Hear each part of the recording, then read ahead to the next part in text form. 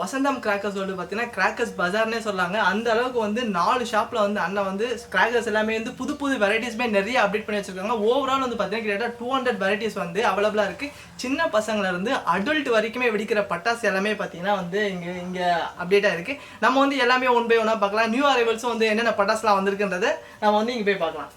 So இது வந்து பார்த்தீங்கன்னா நியூ அரைவல் தான். ஓவல் பிராண்டில் வந்துருக்க டான்சிங் ஹம்மர்லாம் வேறு லெவலில் இருக்குது. ஸோ இதை நான் ஓப்பன் பண்ணி காட்டுறேன் எப்படி இருக்குன்னு பாருங்கள். டைமிங்கும் வந்து ரொம்ப நல்லா இருக்குது. ஸோ இதுதான்